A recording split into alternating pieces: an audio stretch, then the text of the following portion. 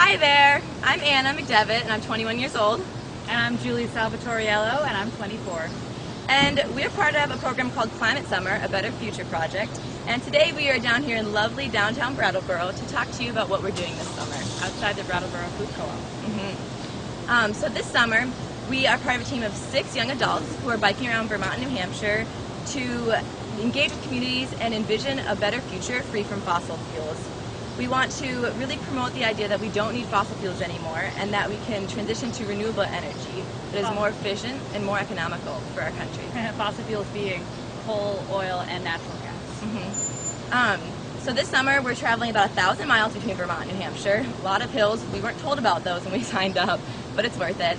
And we are going to communities like Brattleboro and Middlebury is our next stop. And then we're going up to Newport and over to Lancaster, New Hampshire, and Portsmouth, New Hampshire. And Rutland too, can't forget about Rutland. So we're looking for a good time there, engaging with communities and talking to them about what they want to do about climate change. Specifically, we're working against the possibility of a tar sands pipeline going through northern Vermont, New Hampshire, and Maine. This pipeline well, actually, Julie's going to tell you about that. She knows more. There's a pipeline that exists right now that imports crude oil from international countries through this pipeline up into Canada. And one of the proposals is that they reverse the pipeline so that Canada will be importing tar sands through Vermont, New Hampshire, and Maine, and then out to the international market. And we really want to discourage this. Hopefully we want to stop it completely is the ultimate goal. For many reasons. One, it's a really old pipeline.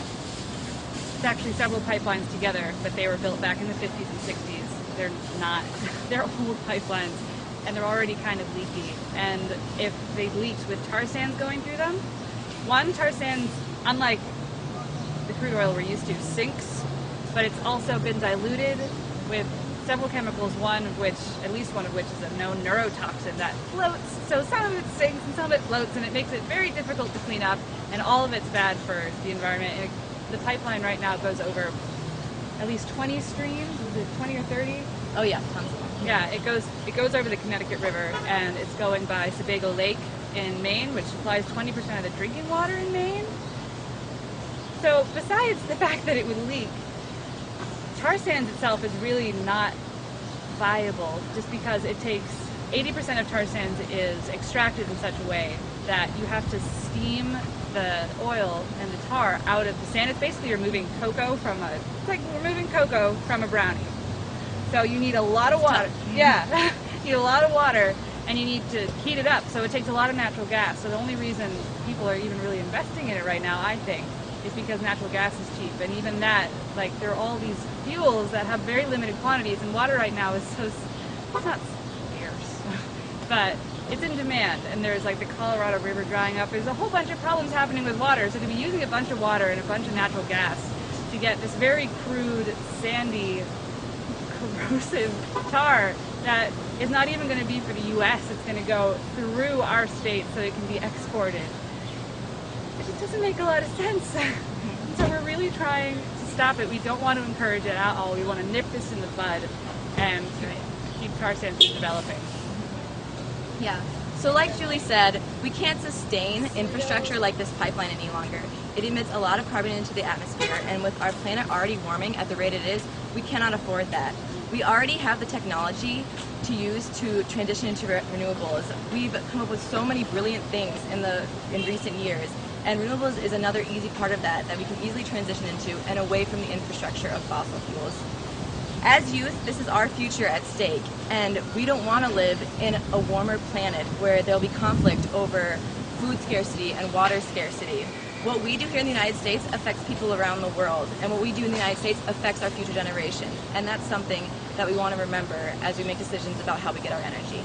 We want to call on the United States to be leaders in this shift toward renewables. One of the things we're fighting for is a rapid and responsible transition away from coal, oil, and natural gas and toward renewables. And if you want to find out more information about us and Climate Summer and what we're doing, we're on Facebook, we have a Twitter, and we have a bunch of blogs on our main website. It's climatesummer.net. It's actually Oh, it's on the back. It's on our shirt, climatesummer.net. Yep, right there. And you can also look up betterfutureproject.org.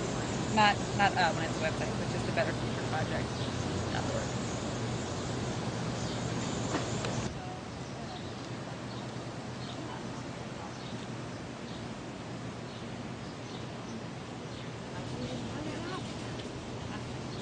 So the really fun thing about our 2 months traveling around this summer, our 1,000 miles, is that they're all going to be by bike. Woo! All of their own leg power and willpower and human ingenuity. So that's what we're doing this summer to help fight climate change, is biking around and engaging communities in what's going on. Luckily, there's tons of stuff that you can do. Just to name a few, writing your representatives, telling them you don't want any more fossil fuel infrastructure like the pipeline. Talking with your friends about how climate change is affecting you and what you guys can do about it. And also checking out our website at www.climatesummer.net for more events. And we're off! Yay!